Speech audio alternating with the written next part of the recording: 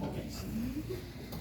El fin de la ocultación, como hay algunos autores que dicen que el ocultar la parte cardiovascular es con la finalidad de hallar un soplo.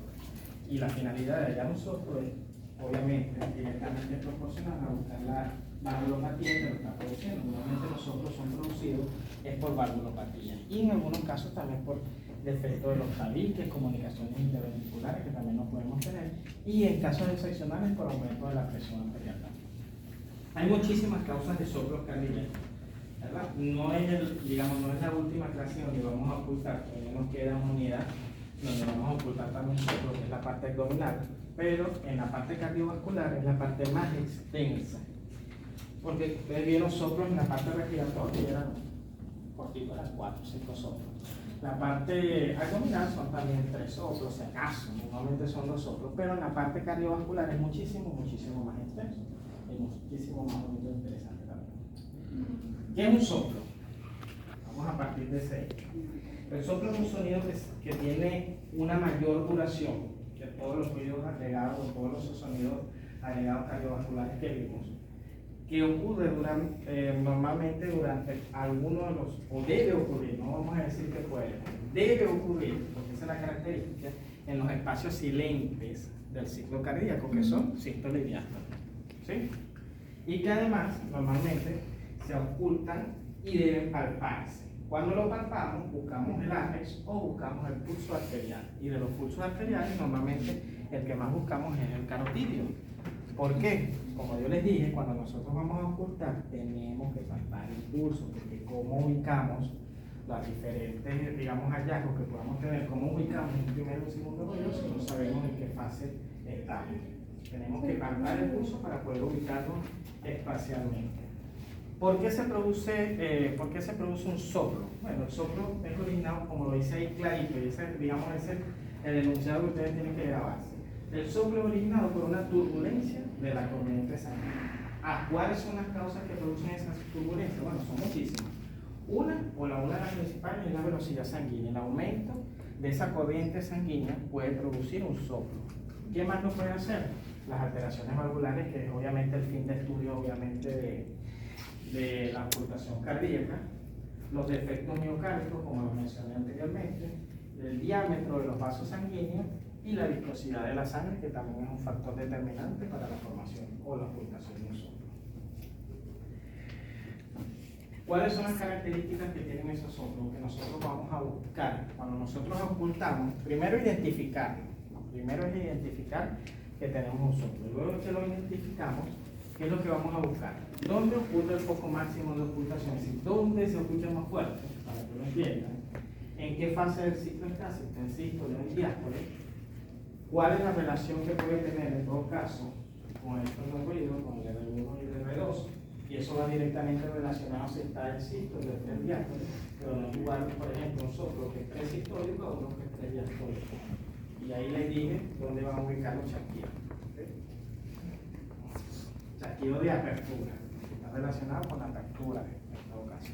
A veces los chasquidos, y voy a regresar ahí, a veces los chasquidos de apertura, o específicamente el chasquido de apertura, puede confundirse con un desdoblamiento de un primer o segundo ruido, cual sea el caso. La intensidad, que es incluso otro criterio para clasificar los soplos, la tonalidad, que es diferente, el timbre. Acuérdense que el timbre, cuando ocultamos un soplo o ruido, es el carácter musical que pueda tener ese sonido.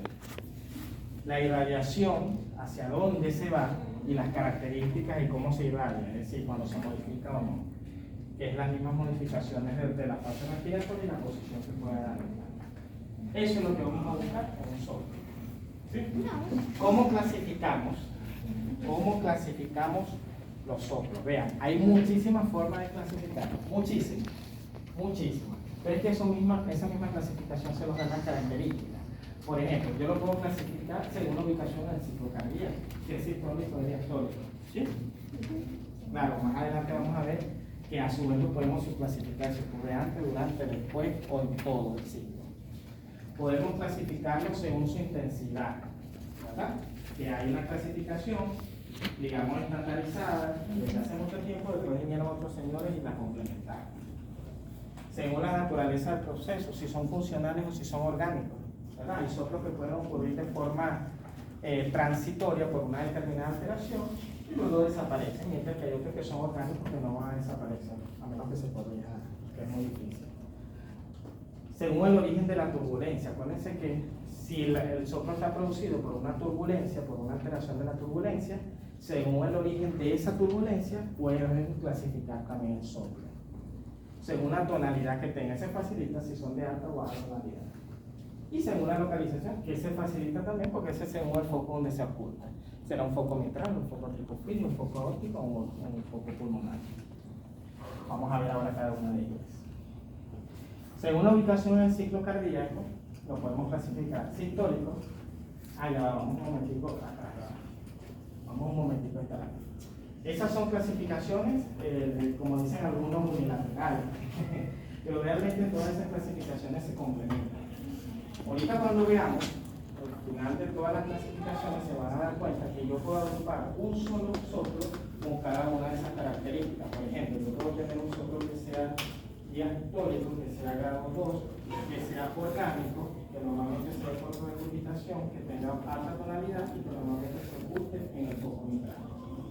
¿Okay? Ya van a entender eso cuando vean cada una de las clasificaciones. Entonces les decía que podemos tener los soplos o los podemos clasificar según la ubicación en el ciclo cardíaco, es decir, pueden ser sistólicos, diastólicos o continuos. Sistólico, bueno, eso no hay que explicar, ni diastólico. Y el continuo cuando ocurre en las dos fases. Es el típico soplo por ducto arterioso descontinuo. A su vez, si es sistólico o es diastólico, yo le puedo dar un nombre. Proto significa que antecede. Si yo puedo tener un soplo, que sea protosistólico. ¿Qué quiere decir eso? Que me ocurre, si yo digo, vamos a suponer que sea en sístole, que lo esté viendo, vamos a dividir esa sístole en tres partes. Entonces, proto es cuando ocurre en el primer tercio, meso es cuando ocurre en la mitad, tele es cuando ocurre en el tercio. Si ocurre durante toda la sístole, entonces le decimos holosistólico. ¿Qué pasa? Hay un término que van a encontrar asociado, que es el de pansistólico. El pansistólico ocurre durante toda la sístole también, y la diferencia con el holosistólico es que en el pansistólico puede haber irregularidad en el tono, mientras que en el holosistólico se mantiene continuo en la misma tonalidad. En el pansistólico puede haber variaciones del tono, alzas, bajas, o pueden haber espacios entre ellos, es decir, que deje de ocurrir el soplo en un momento determinado y luego sigue ocurriendo. No durante, sino en una pequeña fracción, que es lo que ese diagrama sería.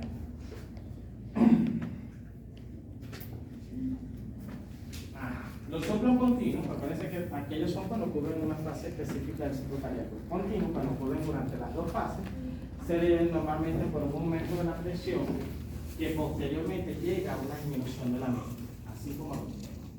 ¿Dónde lo vemos? En el ducto arterioso persistente. Eso es lo típico de un soplo continuo.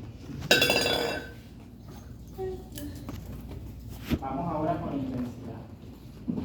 Tenemos una clasificación, digamos, llamada clásica, ¿verdad? Que lo divide en 4 grados. Sácalo. 1, 2, 3 y 4. Facilito. ¿Cómo se lo aprende? Siempre se lo digo. Los dos primeros no tienen frémitos. ¿Se acuerdan de los frémitos, no? Sí. Ajá. Los dos primeros no tienen frémitos y los dos segundos sí tienen frémitos. ¿Cuál es la diferencia entre el primero y el segundo? Bueno, que en el primero a veces no podemos ocultar cuando colocamos el estetoscopio la primera vez. O si más de una persona lo oculta, a veces no todos lo pueden ocultar. Es decir, no se oculta a la primera. ¿Verdad? El 2, el grado 2, siempre se oculta. Usted pone el estetoscopio y siempre lo va a ocultar. El 3 es igualito que el 2, pero tiene frémito. Pones el estetoscopio y siempre se oculta, pero aparte tiene frémito. Y el grado 4, tú levantas discretamente el estetoscopio sin que pegue la membrana de la superficie de la piel y puedes seguir ocultando el soplo.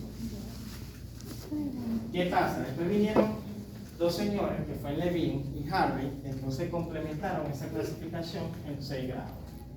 Esa clasificación de 6 grados es muy similar a la anterior, lo único que las 3 primeras no tienen frémito y las 3 últimas sí tienen.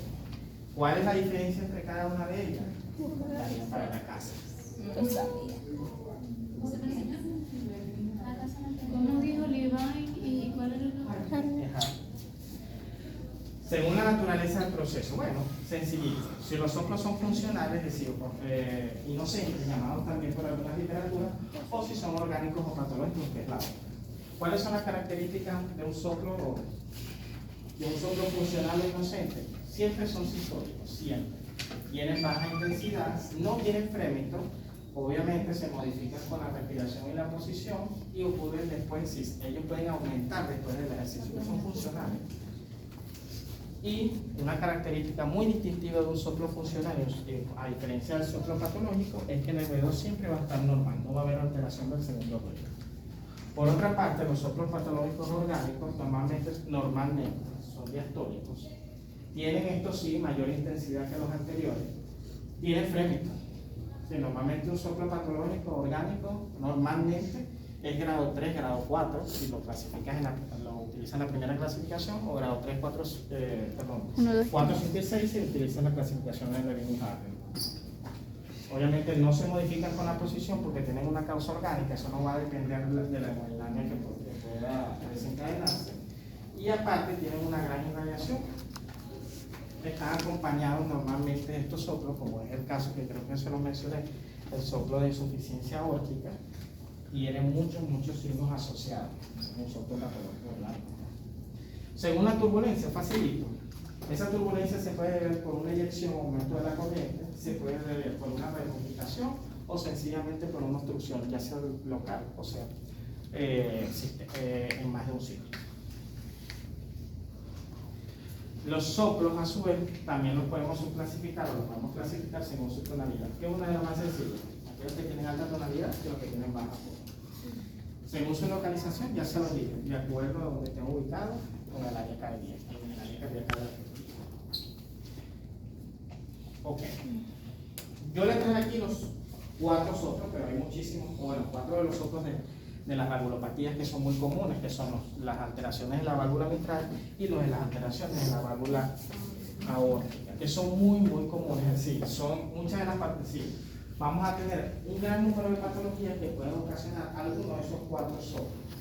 Característicos, por ejemplo, el soplo de la estenosis mitral, obviamente, es un soplo que tiene un componente sistólico y diastólico, no nada más ocurre en una sola fase del ciclo, pero no es considerado un soplo continuo porque ocurre en una determinada fase del ciclo cardíaco. Por ejemplo, ese de estenosis mitral es un soplo que ocurre en la mitad de la sístole y al inicio de la diástole.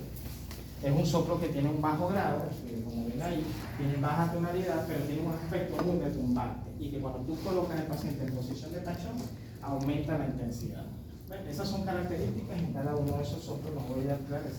Yo le tomo por eso que en los libros igualito, yo lo que hice fue hacer un resumen de cada una de esas características. ¿Cómo timbre Crudo o retumbante, es un tono, lo que pasa es que describírtelo es un sonido no tenue, sino un golpe, algunos dicen golpe seco.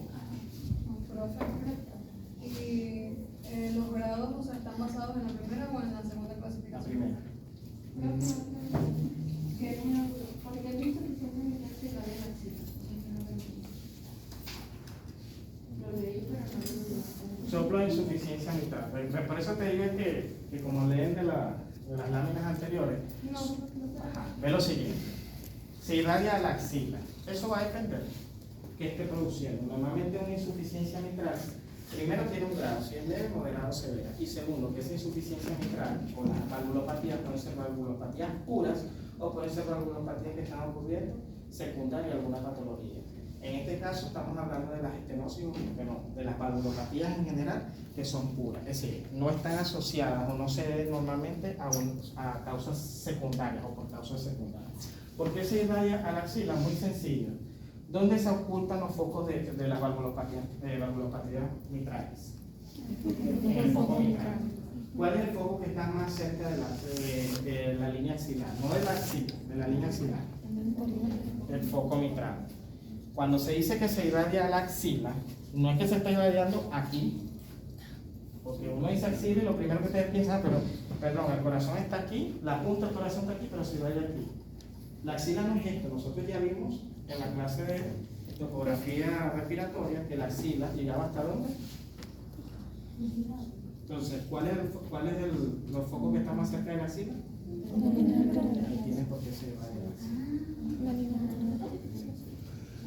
Están los soplos también que se producen por alteraciones en los tabiques, ya sea del interventricular o el interauricular, ¿cierto? Igualito que el pasado. ¿Qué es lo característico? Ambos tienen alta tonalidad. ¿Qué es lo más, digamos, lo más característico de ellos? Los dos son sistólicos, solo que uno ocurre al inicio de la sístole y otro ocurre ahí a la mitad de la sístole. ¿Dónde se oculta el de comunicación interventricular? Normalmente lo podemos ocultar no solo en el foco mitral, sino también en el tricuspide, que es una característica muy importante, mientras que el de comunicación auricular lo ocultamos en el foco aórtico, en el foco pulmonar, que no como ven ahí. ¿Sí? Ustedes, ese resumen ustedes lo buscan, lo hacen. Ajá. Todo eso, por eso yo trato de ser muy visual, yo soy muy visual en ese sentido.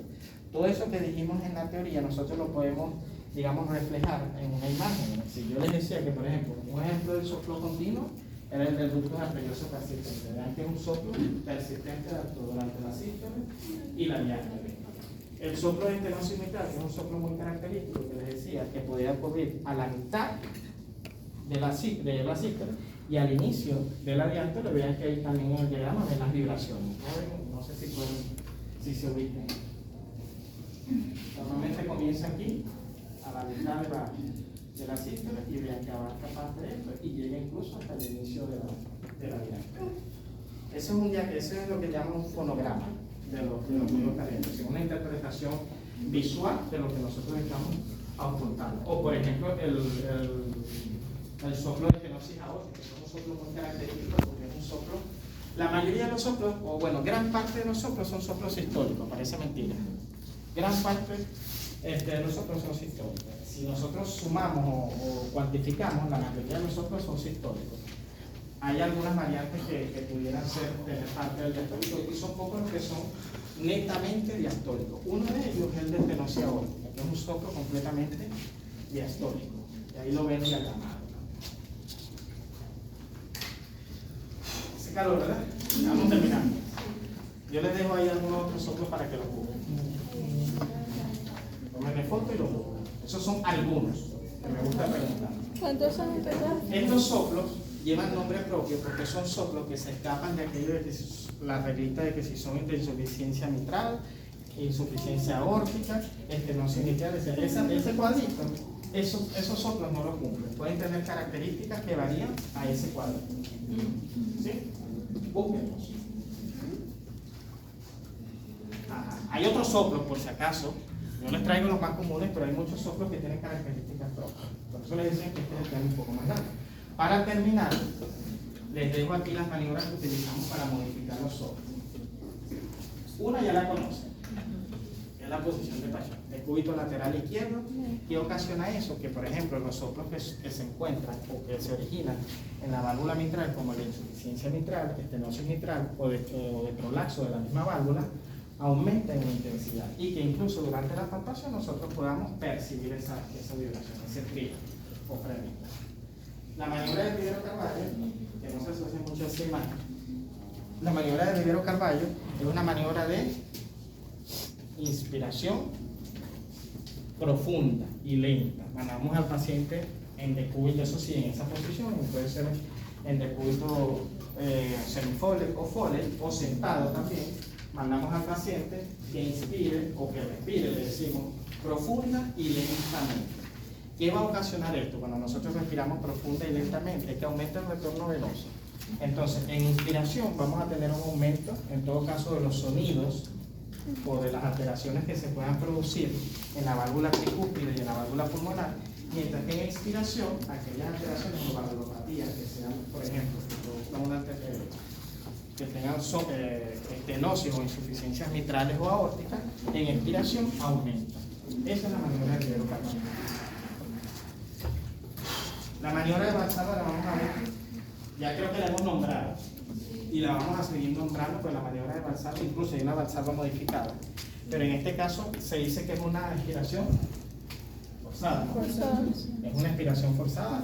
Así, en este caso, esa maniobra lo que nos permite, en todo caso, es que algunos soplos, ustedes van a buscar cuáles son los que aumentan en intensidad. Van a buscar cuáles. Y hay otros que disminuyen. Y la maniobra de Harvey, que no es más que la inclinación hacia adelante del paciente, lo que nos permite en todo caso que los soplos de las válvulas de la fase podamos percibirlos con mayor facilidad. Si una estenosis o una insuficiencia aórtico-pulmonar son mayormente perceptibles, incluso si llegan a tener fremio, esas valvulopatías, que somos percibibles también. Lo que hacemos es que desplazamos la base del corazón hacia la pared, hacia la ventana torácica, y lo que nos permite que, desde el punto de vista ocultatorio, tenemos hacer. Hace calor, ¿verdad? Terminamos. Tenemos ahí. Ah, no. Espera clínica. ¿Cómo lo ponemos? Vamos a suponer que el paciente no tiene nada desde el punto de vista cardiovascular, un APEC no visible ni palpable, con una matidez cardíaca conservada, y luego ponemos que los ruidos cardíacos son rítmicos regulares, normofonéticos, porque no tienen en el caso de que sean completamente normales, ¿cierto? Un R1 único, R2 único, y donde no se ocultan, o en este caso no hay presencia de los dos otros ruidos importantes que son R3 y R4, y negamos los soplos y los galopes, que desde el punto de vista clínico son los hallazgos más importantes. Un paciente con un galope o un soplo es lo que más nos debe llamar la atención dentro de los agregados. Ese es normal. Patológico, bueno, cuando veamos alguno patológico vemos cómo se coloca, pero eso no tiene, digamos, tan complejidad. Si el APEC no es visible, si el APEC es visible, ustedes ponen APEC visible, si lo ven. Si es palpable, ponen que es palpable. Si es visible y palpable, APEC visible y palpable. Obviamente, donde sea visible y palpable, ustedes lo van a colocar.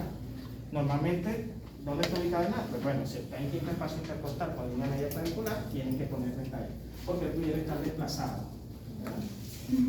O si yo hago la maniobra, aparte, él está desplazado y resulta que cuando yo hago la maniobra de Pachón, o lo pongo en posición de Pachón, él se desplaza aún más, también tengo que ponerlo. Y si, por ejemplo, está fuera o externo o lateral de la línea axilar anterior, o si está por fuera de la línea media clavicular. ¿Sí? Y si lo ponemos en posición, decimos exacerbado con... Lo vas a poner exacerbado. En posición de Pachón y pones la ubicación que adopta.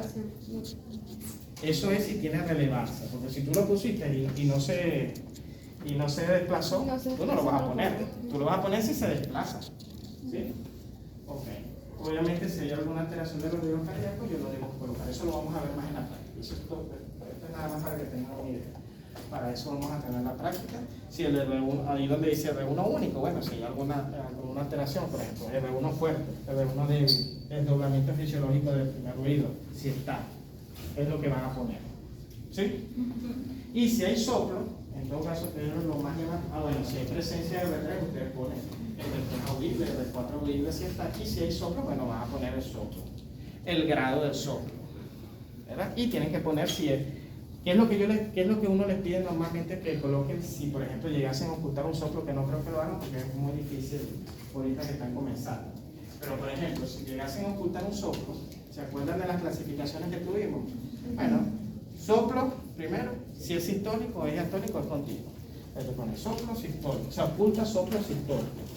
Vean, a ocultar en qué fase de la sístole o la diástole es específicamente ese soplo es muy difícil.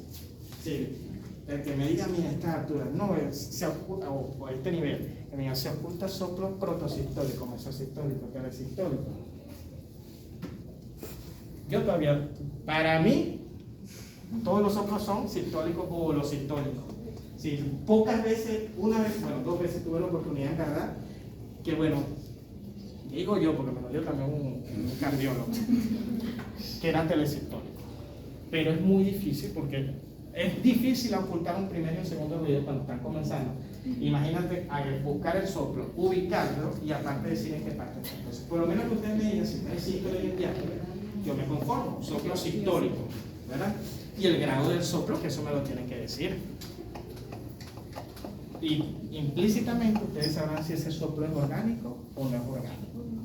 Busquen cuáles son las causas de los soplos orgánicos y cuáles son las causas de los soplos funcionales.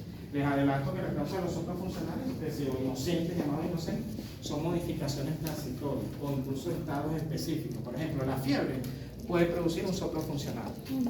La anemia puede producir un soplo funcional. El embarazo, no todos los estados hipercinéticos, porque dentro de la fisiopatología de cómo se origina un soplo, el aumento no es nada más el aumento de la circulación, en este caso sanguínea, o el aumento cuando se produce la turbulencia, sino que ese aumento puede estar fraccionado. Entonces, no son todos los estados hiperdinámicos, no todos los producen, hay algunas excepciones ahí. Entonces, como les decía, busquen cuáles son esas causas de soplo funcionales, que hay muchas, muchísimas. El ejercicio pudiera incluso también ocasionar, en algunos casos extremos, ¿no? Puede ser desencadenante. Entonces, son soplos que son transitorios. Y bueno, ahora sí, vámonos. Bueno, le vamos a ustedes. Ahí les doy ese mensaje.